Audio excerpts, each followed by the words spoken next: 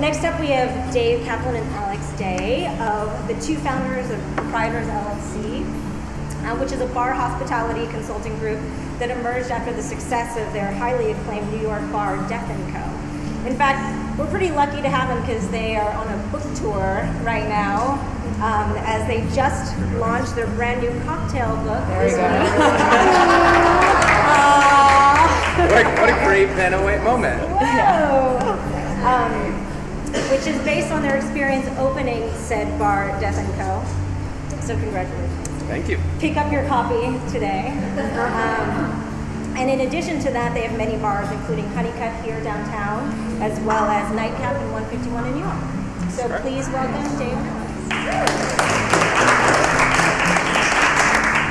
All right, so I wanted to start with just your background and inspiration. So I just wanted to hear from each of you, what drew you to this industry and how did you find yourself working with alcohol? I think we have slightly different stories, and we'll try to be fairly quick.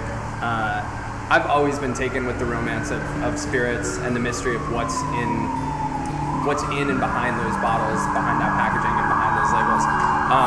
A much less coherent reason to fall into the spirits business. I think since I was probably 15 or 16 years old, it wasn't like me wanting to like go out and get crazy and drink and get really drunk. It was just staring at all these bottles and wanting to know like how to unlock the mystery there. Like I thought liquor stores were the most fascinating things. One, because I wasn't allowed in them and couldn't purchase anything in there, and so it was that like that illegal something forbidden gap.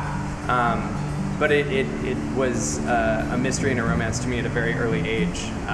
I created our first sort of like pop-up bar, or my first sort of pop-up bar when I was 18. My friend had a house of his own, and we built a bar and did like a pseudo tiki pop-up with the worst drinks you can imagine. They were all out of the earlier Mr. Boston's guy. There was no fresh juice. I didn't even know what fresh juice was. It was a totally foreign concept. And then eventually I realized it was an area of actual study, and that kind of gave me permission to fall in love with it professionally. I was like, oh, smart people like this too, not just idiots and drunks. Cool, I'm definitely going to do this then. And so from there, I don't think there was much looking back. I think my trajectory in the industry was even more of an accident. I started attending bar when I moved to New York and was going to school at NYU, and needed to pay rent or have some pocket change, really, and just simply got into it and didn't think about it more than once. Shots, whiskey, soda, whatever, that's fine. And then I was finishing up college, really thought I was going to be in academia. I thought that was a really good idea for me, and my professor said, that's a terrible idea.